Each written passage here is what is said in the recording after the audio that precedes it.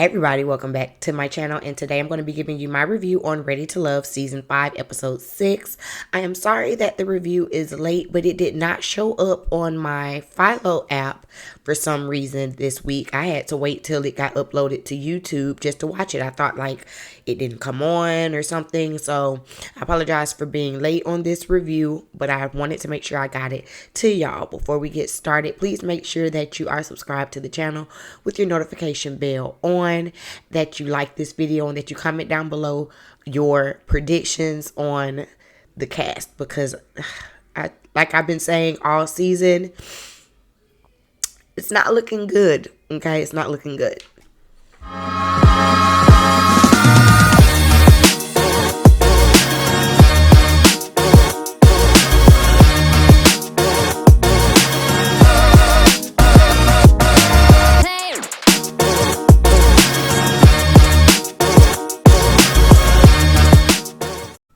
So the episode starts off with the men in the men's lounge, and this is actually one of my favorite weeks because they were given the task to date someone that they have that's not their number one. I always love this week because we don't get to see all of the other connections that are being made like off camera. You know, they be texting each other and FaceTiming and stuff. So sometimes you don't know about these secondary and tertiary connections that are being made. This episode helps to kind of show those and highlight those.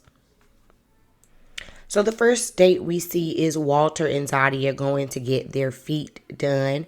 And it actually seemed like a cute enough date, but I'm not going to lie, I don't have enough notes from this date because something about it just did not seem like it was clicking for me. Y'all tell me what you think. I mean, the conversation was nice. They were flirty. They were smiling and joking with each other. But something about it just didn't seem like there was any actual spark. I think Zoya is a very beautiful woman. I think that she knows how to be flirty and flirtatious. But they don't seem like a match to me.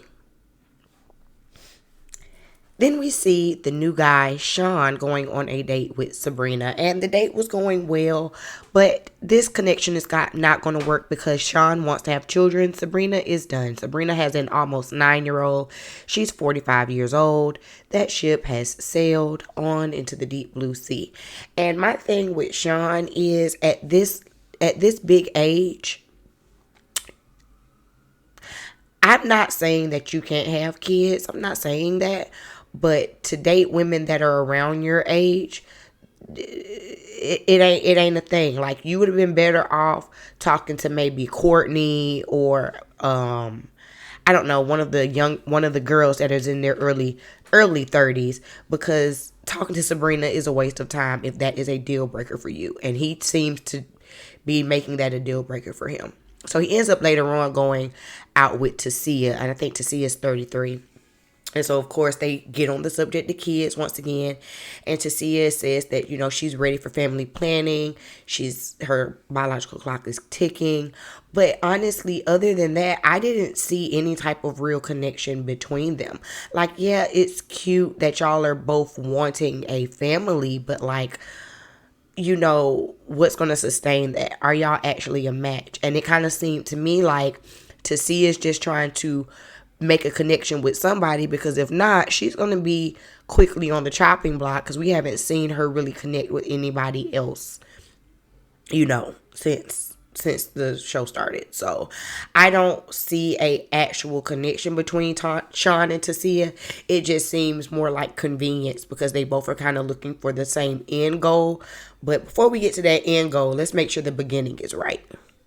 We see our girl Aisha and Phil go on a date. Now, y'all remember a few weeks ago, Aisha had car trouble and Phil was there to save the day. So they have definitely been having a connection that we kind of knew about a little bit. But this is our first time actually seeing them together on a date. And first of all, let me say that I'm kind of here for it. Aisha and Frank had a connection in the past episode that we saw. But I think something was a little deeper when it came to her and Phil.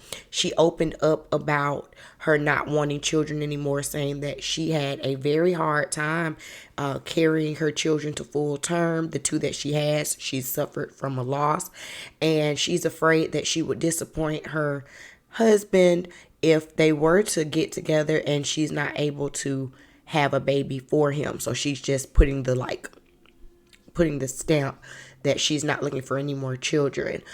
And it was really sweet to see her open up and be like this vulnerable with her emotions with him.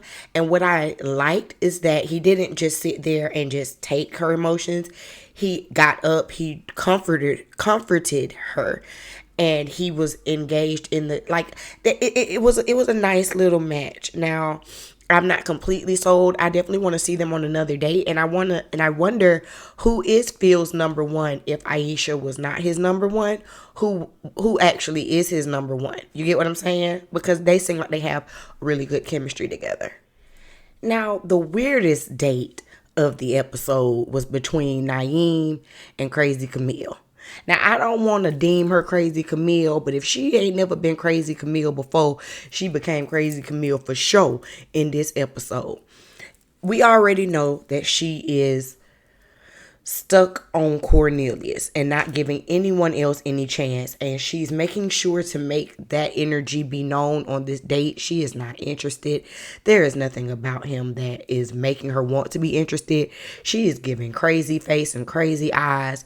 He is confusion. He is like, why am I here? And it is honestly a turnoff. She goes to start questioning him, and then once again, this is what, the third, maybe fourth time we've seen her just randomly, and I feel like inappropriately, bring up finances.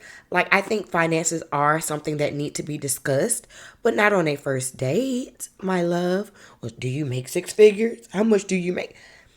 That's not something that we discuss on a first date.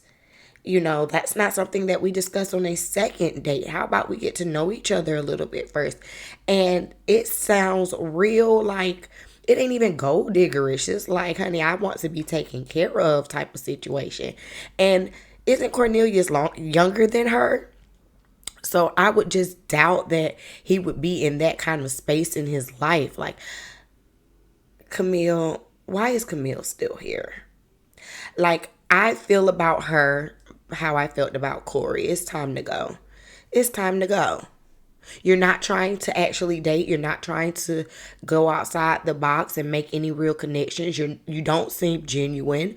It's just not, it's not giving what it's supposed to give at all. Period. Not even a little bit. Speaking of Cornelius, we see a date with Cornelius and Courtney. And the main takeaway from this date is that Cornelius wants to remain celibate, okay? He is not trying to be out here busting it open. Or is he busting it? He wouldn't be busting it open. He would be doing the busting. Anyway, regardless, he's not out here trying to dip it and do it, okay? And Courtney is a very sexual person. She's made that very clear. And it is a turnoff for him because he does not want to compromise his faith. And now she's just completely out of the running. I'm going to reserve my underlying feelings for maybe the comment section. What I really think about why Cornelius is so adamant about not having sex. I'll just drop that down in the comments. Y'all meet me over there. Then we see a double date between, who is this? Sabrina, Dante, Frank, and Nayeem. And it was a cute little, they went like mini golfing or something. It was cute enough. And I think we ended up seeing Nayeem and Frank go off to the side. And we saw Dante and Sabrina go off to the side. Nayeem lets it be known that she also is not about having premarital sex. And Frank seems open to it. He's, you know, he's like he's never had to do that before, but he's willing to do it.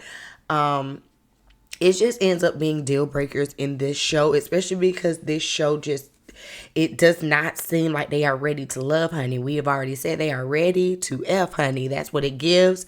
So do I really think that while Frank, isn't he like the nightlife guy? Do I really think that Mr. Nightlife is going to be willing and ready and wanting to wait from you, me? No. But he says that he could try. we'll see. We see Sabrina and Dante talking, and my biggest takeaway from this was that he got 3 kids and 3 baby mamas. Red flags, red flags, red flags. And he says that a lot of people write him off because of that. Rightfully so, sir. I'm sorry. Can I get the kids' ages? Let's get the ages then. How about that? Like, maybe if they are like, you know, let's say 8 and above, we'll just chalk it up to you being young, dumb, and full of cum. But if they are anything less than that, red flags, Mr. Dante. Red flags. But at least you don't have to worry about trying to get Sabrina, have any more kids with Sabrina, because we know that that's not going to happen, okay? So now it's time for the men to meet at the gentleman's lounge and to see who their favorites are, who their least favorites are. Sabrina's name gets brought up quite a bit, which makes Walter just a tiny bit uncomfortable. He doesn't necessarily want to see his number one girl out here making connections with other women, but she seems to be one of the fan favorites. And so does Zoya, apparently. Zoya has made quite a few connections as well. The least favorites, some names that were brought up were Courtney, Camille, and Tasia and Sabrina were kind of brought up randomly. But the main two were Courtney and Camille. So we have to have their dates. Courtney meets up with Walter. We have not seen them together since that terrible double date early in the season. And then we see Camille meeting with Dante. And the meeting with Camille and Dante was just full of tension from the beginning.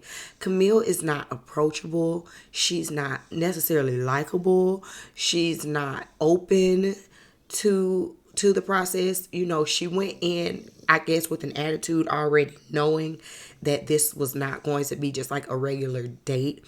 And she was just kind of like, okay, chop, chop, let's get to what we're going to get to. He ends up kind of faking her out and saying, you are not ready to go home. Apparently, the men are going to keep her and they are going to get rid of Courtney because she gives kind of homey vibes, still young, still trying to figure things out, and she's not connecting with other guys. I would have so much rather seen Courtney stay over Camille just because I ain't feeling Camille. But, you know, it is what it is. I ain't the guys in the men's lounge. That's going to do it for this week's episode of Ready to Love. I'm glad that we saw a few new connections. And I kind of am here to see a little bit more of Aisha and Phil. And I want to see, I really just want to see more Aisha, to be honest with you.